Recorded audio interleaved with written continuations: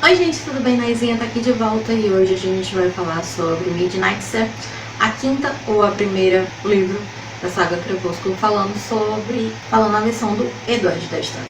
Hoje a gente vai falar sobre Midnight Sun, esse aqui que é um calhamacinho, eu acho que é o livro, com certeza, né? É o livro mais grosso, tava ali olhando pra mim, gente. É o livro mais grosso da saga, esse é o Crepúsculo, daí vocês tiram a diferença. O Crepúsculo ele tem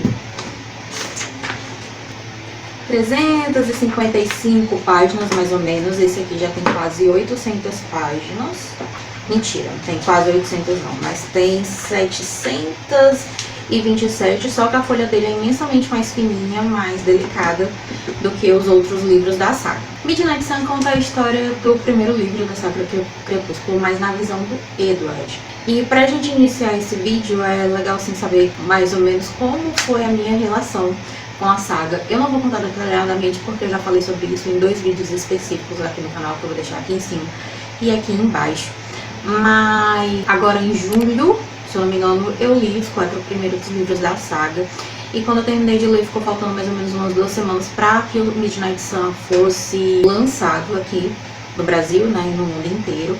Mas eu fiquei com uma baita ressaca literária e eu não consegui logo de cara, assim que chegou, começar a ler o livro. Eu até tentei, fiquei na madrugada do dia 3 pro dia 4, esperando o meu Kindlezinho, o e-book chegar no Kindle, mas eu não consegui ter uma leitura tão fluida. Eu acho que eu demorei até quase um mês inteiro para poder ler esse livro. Tudo bem, eu estava num processo, né, de realização de outros projetos, mas esse aqui eu não conseguia ler. E diferentemente do sentimento que muitas crepusculetes estavam tendo por aí, o meu sentimento com relação a esse livro era que eu não queria que acabasse. Então, assim, eu não queria que chegasse ao fim. A autora, né, ela já publicou várias vezes dizendo que não tem pretensão de fazer uma continuação, né, não tem pretensão de fazer lua nova na versão dele, o que eu acho lamentável, mas é super compreensível. Porque aqui a gente tem totalmente a saga de um anti-herói sendo desenvolvido. Por que eu penso isso? No primeiro livro, Crepúsculo, a Bella endeusa ele de uma forma como se ele fosse o mocinho da história. E não é assim que ele se vê. Tanto que a gente já tem aquela frase clássica dele, né, que o leão se apaixona pelo cordeiro. Ele se vê totalmente como um vilão da história. E aqui ele vai te mostrar o porquê que ele se vê dessa forma.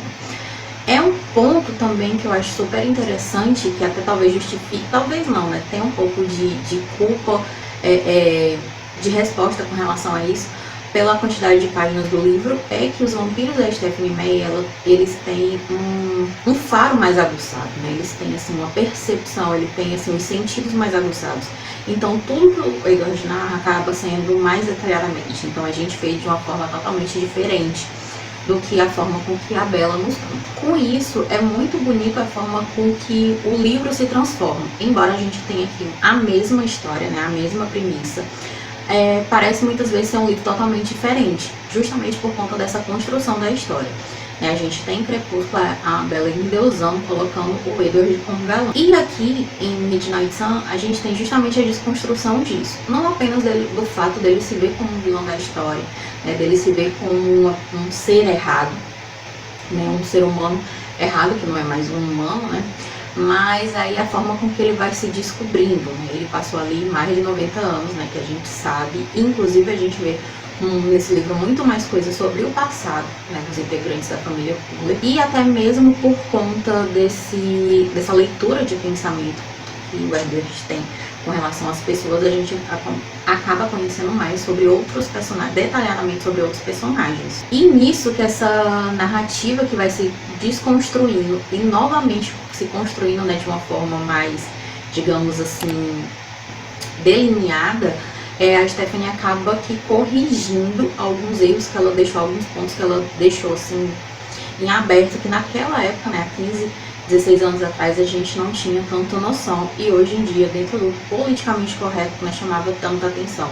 Então, assim, nesse quesito, é um livro sim que ainda tem suas falhas, mas que comparado a Crepúsculo, ele é imensamente mais corrigido, né? Assim, ele está bem mais corrigido, bem mais sociável. Outro ponto aqui que o que me chama bastante atenção logo no começo é que quando eu li, né, ainda tendo assim uma comparação entre os livros e as adaptações, eu li e aí eu fiquei, depois eu fui assistir e aí eu fiquei, mas por que que as pessoas criticam tanto a atuação da Kristen e do Robert? Porque, pra mim, eles entregaram o que de fato estavam escrito ali no livro. E depois que eu li Midnight Sun, eu percebi, assim, que no caso, né, como um livro que foi lançado tanto tempo depois, é exatamente, ou a Stephanie já tinha, desde a da época que foram começar as adaptações, boa parte disso escrito, que a gente sabe, né, de toda aquela história, do vazamento e tal, mas ou então ela se baseou na atuação do Robert Pattinson, porque eu vi muito ele aqui dentro,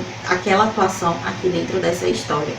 Parece realmente que ela, né, a obra acabou inspirando a criadora. Esse ponto de o Edward ter tudo tão bem detalhadinho da história, né, ele vê as coisas de uma outra percepção, né, a gente está enxergando as coisas de uma outra percepção que não seja da Bella, a gente acaba percebendo que, pelo menos foi a impressão que eu tive, que a Bella não é tão retardadinha, sabe? Ela não é tão meninazinha assim, tão bobinha, quanto a gente vê nos primeiros livros da saga, né? A forma com que ele enxerga ela nos faz vê-la totalmente diferente, como parece de fato ser assim uma outra pessoa. Com isso, a gente acaba entendendo também um pouco desse excesso de cuidado que ele tem com ela, né?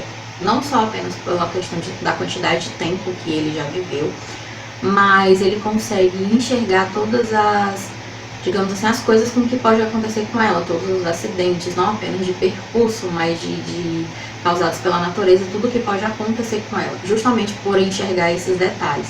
Só que a forma com que é contada faz com que a gente saia daquele patamar do relacionamento abusivo, que nos primeiros livros esse excesso de cuidado dele acaba sendo muito abusivo e até mesmo assim aprisionando ela de uma certa forma. E aqui nesse livro a gente consegue entender melhor as justificativas que ele dá.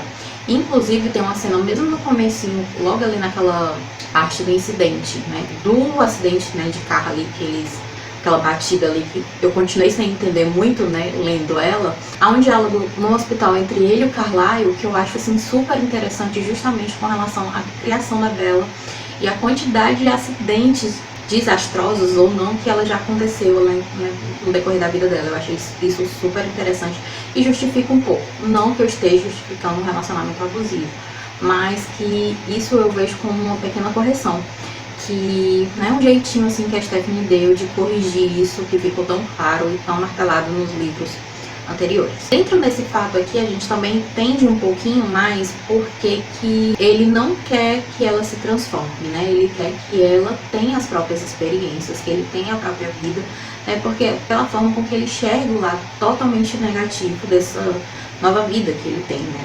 Mesmo que a gente conhece um lado totalmente diferente da família deles, né? O que que eles fazem, sem, tipo assim, pra ter uma vida normal, pra levar uma vida normal.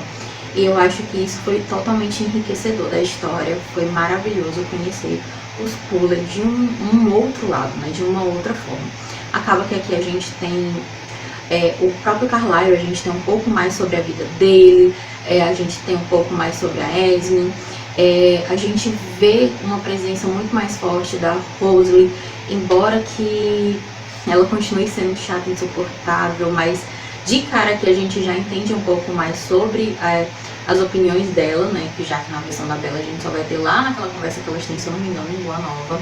Eu continuei aqui, esse livro só me deu motivos para amar ainda mais a Alice e o Emmett, porque Perfeito Sem Defeito, depois do Edward e do Carlyle, Emmett é um dos melhores Fuller, porque a Alice eu nem coloco nessa lista porque ela é a melhor de todas, Perfeito Sem Defeito. Voltando ainda nesse tato dos poderes deles, né, vamos continuar a falar primeiro aqui do Edward, no caso, a forma com que, dessa forma, por ele ler o pensamento, a forma com que ele enxerga as pessoas e a forma com que ele vê as pessoas enxergando a Bella é surreal. Então assim, a gente tem um pouco mais de conhecimento sobre alguns outros personagens, como aqueles amigos da Bella, e a gente entende até mesmo assim, um rançozinho que a gente pode ter, que pode aumentar, né, ou diminuir, da Jéssica, por exemplo.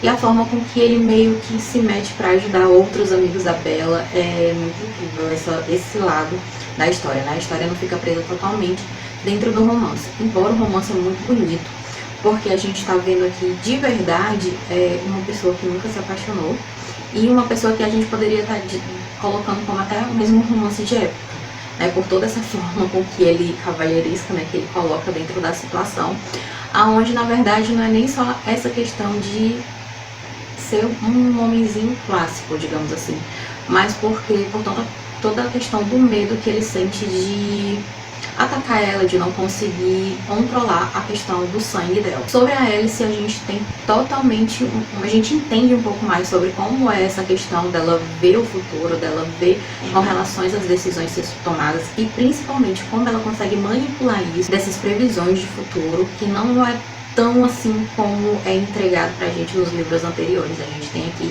uma questão muito melhor trabalhada. Um detalhe aqui que pra mim é surreal, embora seja o mesmo livro, é como o livro ele parece ser um outro livro, né, em todos os momentos. A história é a mesma, a perspectiva da premissa ali é a mesma, mas de fato parece outro livro totalmente, né? Aquela cena de ação ali no final, ela simplesmente, se fosse ter uma adaptação contada com base nisso aqui, seria outro livro e muito mais eletrizante.